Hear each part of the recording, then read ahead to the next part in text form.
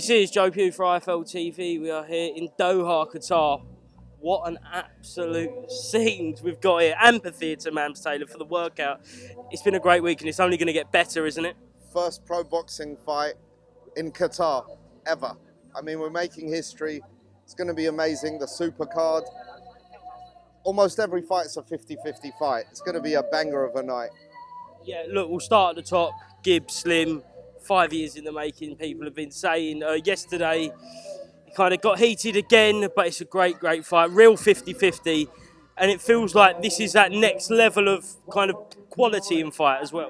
It is, because these guys are all getting better and better. You know, Slim is at his best so far. GIB is at his best so far. And it's truly a 50-50 fight.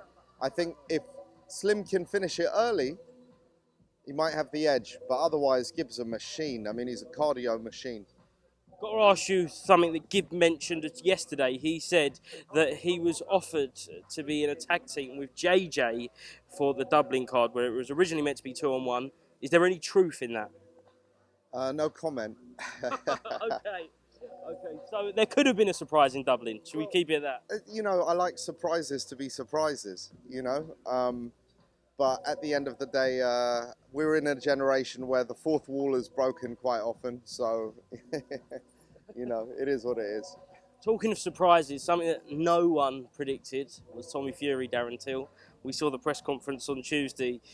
That's such a good fight, man. Like that does cross over from this space to traditional boxing, a real massive event to start off the year as well, which is rare. Yeah, and the MMA world as well. And Till's, you know, listen, John Fury and Darren Till are both nutters.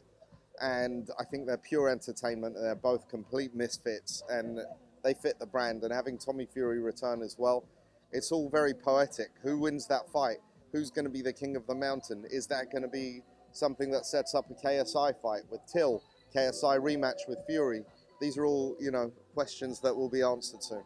I know you weren't there, but what did you make of what come about of that press conference by the end of it? Listen, it was, I would have liked it to last a little bit longer. That's what my missus always says.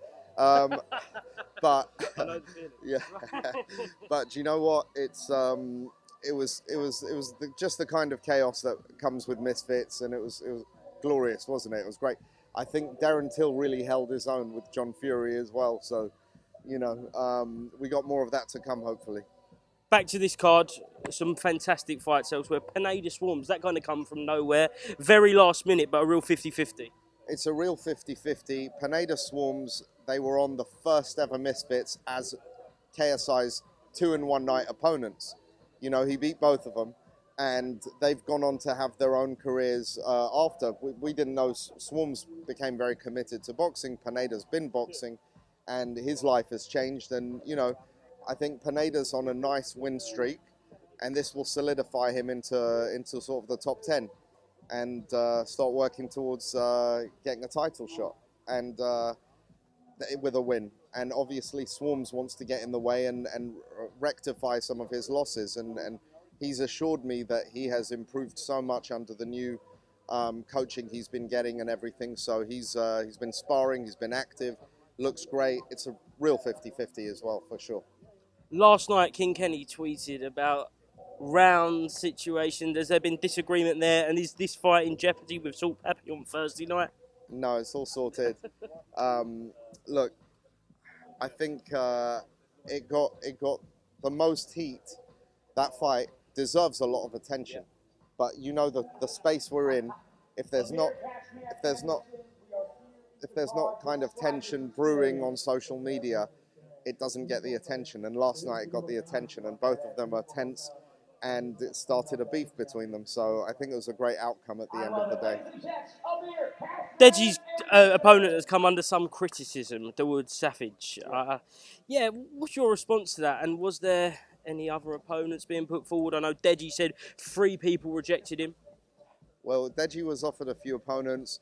I think DEJI just wants to get the confidence back, shake the ring rust, and he's assured me some really good, tough, challenging fights next. So if I can get DEJI in the space of commitment and effort, then he can be a true, like, contender up. He could be fighting Salt Pappy and Slim and GIB and these guys, you know. He just needs the commitment. He has natural gift and talent as well.